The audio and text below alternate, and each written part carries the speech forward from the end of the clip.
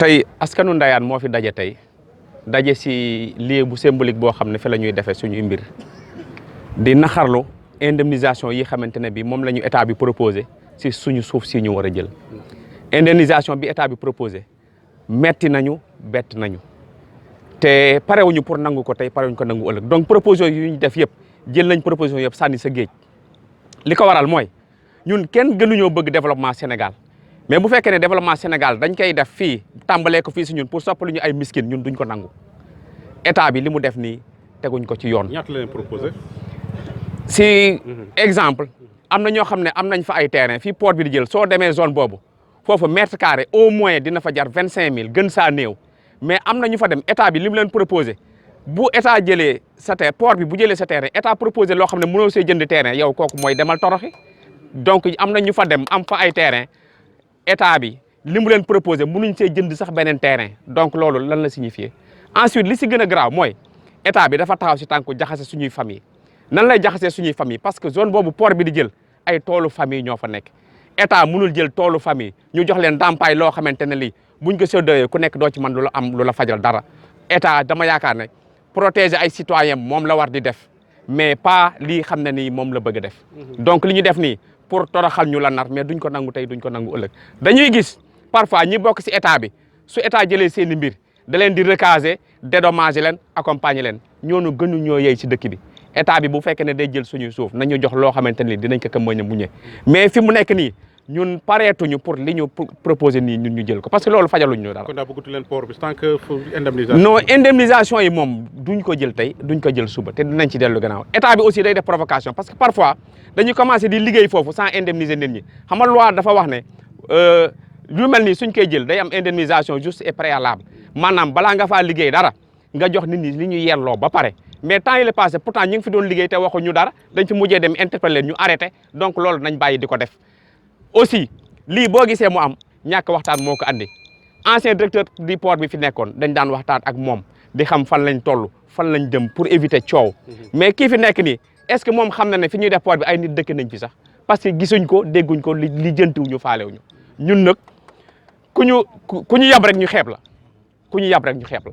à part seen rassemblement bi est-ce que am na yeneen forme yoo leen war a def pour gën a xeex.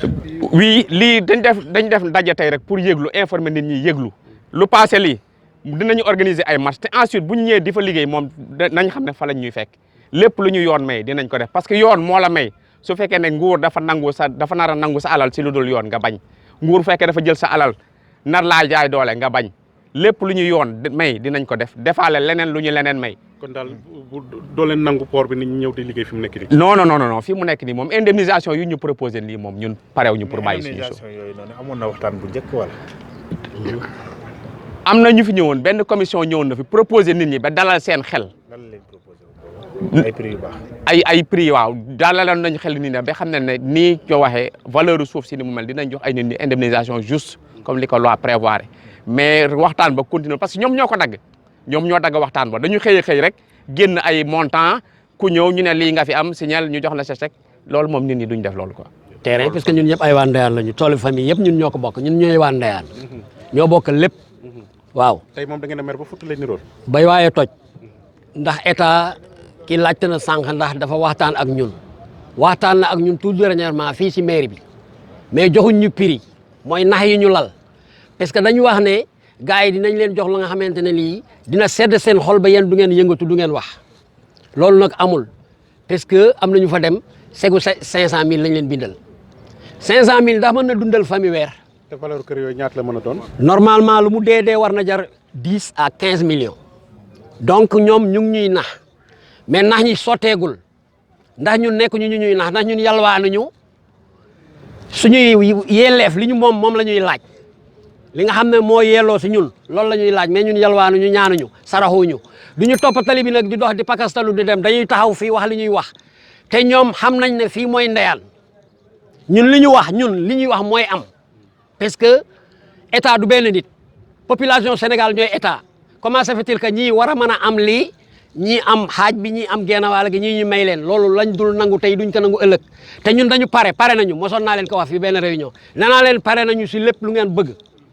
parce que fii mooy Ndayane moom jaral na seen bakkan jaral nañu lépp te dañu pare sax ñoom la ñuy xaar du ñu jël sag yi ñuy bind duñ ko jël tey duñ ko jël soxlawuñu ko ñun ñaanuñu yalwaanuñu suñu yeleef la ñuy laaj li ñu moom parce que ñun fa lañ juddoo man maa ngi 72 ans fii lañ daan béyee li ñu lekk léegi bu fekkente ne dañu dem ba soxla ko mais war nañ ñoo jox boog lu ñu mën a lekk at téeméeri junni mën naa dundal ñaari kër at loolu ay caaxaan la ay nax la rek mais ñun du ñu nangu nax yooyu parce que ñun ñu ngi ne ñoom si ñoom ñun nelawuñu gëmmentuuñu sax mais ñu ngi leen di xaar fii ndeyaan fii mooy ndeyaan fi ñu taxaw nii mooy ndeyaan ñoom nañu xam loolu ñu xam aussi ne ñun pare nañu comme ni ma waxoon rek pare nañu pour toujours ñu ngi leen di xaar. Bon, on est là aujourd'hui, bon, encore une fois, pour vraiment parler par rapport au projet du port de Ndayane. Ce n'est pas la première fois. On a eu à faire des sorties au moment de l'entame du projet. Donc aujourd'hui, on est là pour parler des indemnisations par rapport aux impactés. Donc, à notre grande surprise, donc les montants qui ont été proposés au niveau de la préfecture de Mbour, bon, vraiment nous ont surpris. Parce que lors des rencontres qu'on a eues avec les services techniques, bon, ils nous avaient dit que donc, vraiment les gens seraient indemnisés à juste raison. Mais malheureusement, ce qu'on a vu, c'est au minimum. Donc ce que nous fustigeons aujourd'hui. Donc aujourd'hui à Ndayane, donc, on ne peut pas avoir un terrain à moins de 3-4 millions. Si vous proposez un terrain à 500 000 francs pour indemniser une personne aussi, cette personne-là ne peut pas avoir un autre terrain. Donc le barème d'indemnisation, vraiment, ça reste à désirer. Et vraiment, la population est debout en un seul homme pour vraiment fustiger cette proposition que l'État a donnée aux services techniques et à la préfecture de Mbour. Donc aujourd'hui, les gens sont là aujourd'hui bon, pour réclamer leurs droits.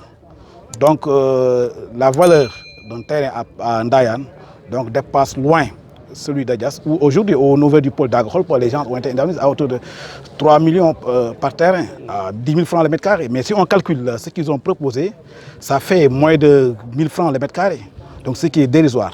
Donc, vous ne serez jamais d'accord que le port puisse être construit sans les indemnisations? Non, avant de construire un port, il faut indemniser les gens d'abord. D'ailleurs, ils ont même commencé à creuser des tranchées pour le terminal à conteneurs de Depi Haute.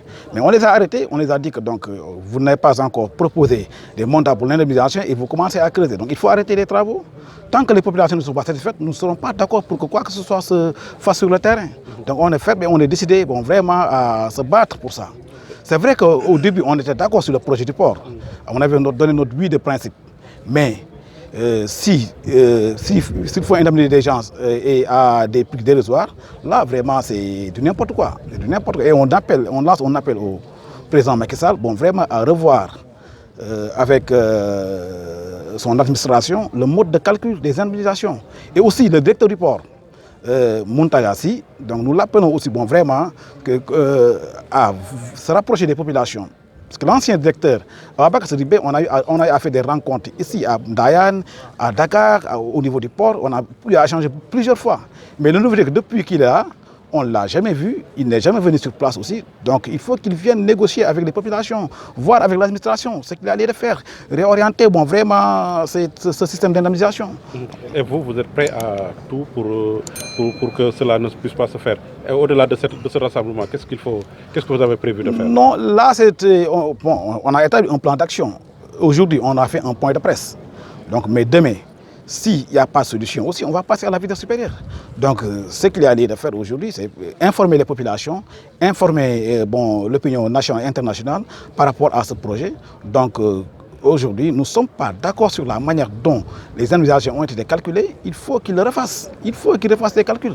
Donc, ceux qui sont là au niveau du DPM, et du bâti et au niveau des terrains nus, là où le terminal à conteneurs doit se construire, bon, si on laisse progresser au niveau des vergers, donc on n'aura rien du tout. Donc, et là, je vous dis, à plus de 80% des terres du port, ça appartient aux populations de Ndayane. Donc, il ne faut pas qu'on se laisse faire quand même. Merci beaucoup. Okay, merci.